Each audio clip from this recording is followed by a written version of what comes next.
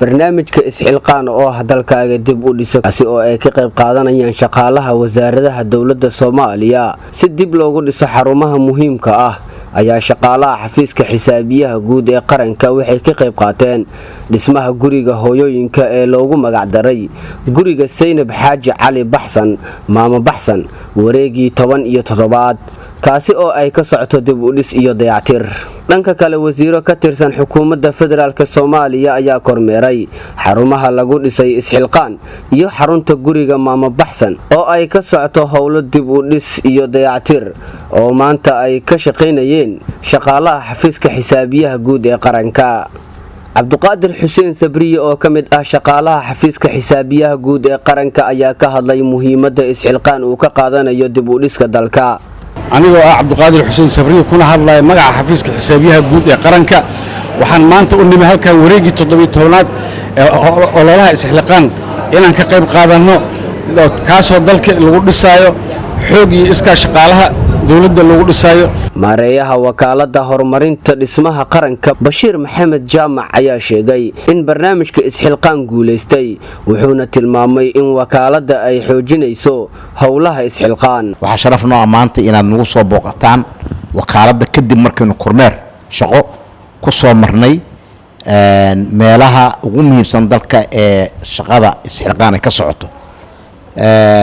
sidaad la socotaan hawsha isxilqaan ee dalkeenu isku tashtay oo ummadeenu gacmaheeda ay ku dhisanaysay muxuu ahaa dhismayaashoodii iyo bilicda dalkoodii.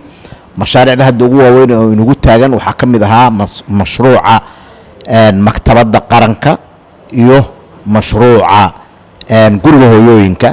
wasiirka wasaaradda howlaha guud dib u dhiska iyo guryeenta Maxamed Aadan Macalin Maxamed Soomaali ayaa ku booriyay bulshada Soomaaliyeed iyo shaqaalaha dawladda in ay xoojiyaan ayna ka qayb qaataan dib u dhiska dalka. waxaan tagnay 3 xarumood oo dhismaha uu gabagaba yahay qaarkoodna inta badan oo dhamaaday marka laga reebo xarunta hooyooyinka oo sidana loo sheegay 50% dhismaha la dhameystiray 50% ay dhiman tahay lana rajeynayay sida ay agaasimayaasha noo sheegeen inuu dhamaado bishan dabayaaqadeeda ilaa February horaanteeda.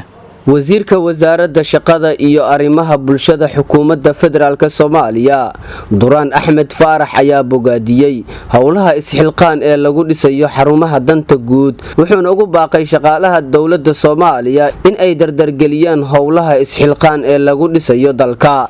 marka waxaan rabnaa anoo si raacay saaxiibkay Maxamed Soomaali baaqisi ganacsada Soomaaliyeed aan isleenahay wadanka dib u dhiskiisa iyo hanaajintiisa iyo qurxintiisa waajib ayaa ka saaran. aad baan ugu mahadcelinaynaa sidii hore oo sida wanaagsan ay uga qayb qaateen. marka waxaan rabnaa inay sii wadaan ama ay sii laban laabaan. Maxamed Muuse Cusmaan, Telefishinka Qaranka Soomaaliyeed, Muqdisho.